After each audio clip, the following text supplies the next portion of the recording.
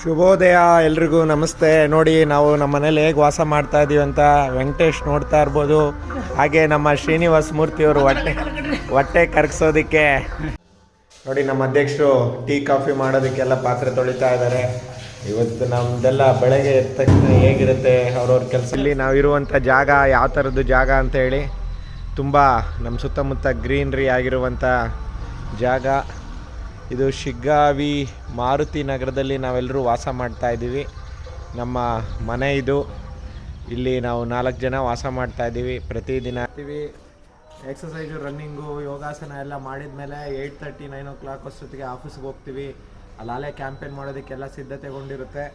ಕ್ಯಾಂಪೇನ್ಗೆ ಸ್ವಲ್ಪ ಡಿಸೈನ್ ಮಾಡೋದು ಅವನ್ನೆಲ್ಲ ಮಾಡಿಬಿಟ್ಟು ಎಲ್ಲರೂ ಜನ ಹೋಗ್ತಾರೆ. ದೇಶ ಸೇವೆಯಲ್ಲಿ ತೊಡಗಿಸ್ಕೊಂಡಿರೋದು ಅವರವರ ಕಾರ್ ಪೇಂಟ್ ಹೊಡೆದು ಡಬ್ಬ ಕೊಟ್ಟಿದ್ದ ಒಬ್ಬ. ಅತ್ತಿಗೇರಿ, ಲಕ್ಷ್ಮೀನಾಳ, ಹಿರೇಮನ್ನೂರು, ಹಿರೇಬೆಂಡಿಗೇರಿ ಆಗಿದೆಯಾ? ಯಾವ ಯಾವ ನಗರಗಳ ಏನು ಜಾಸ್ತಿ ಸಂಖ್ಯೆ ಇದೆ ಆ ಜಾಸ್ತಿ ಸಂಖ್ಯೆಯಲ್ಲಿರೋದನ್ನ ನಾವು ಈಗ ಎಷ್ಟು ಕಡೆ ಕಾರ್ಯಕ್ರಮ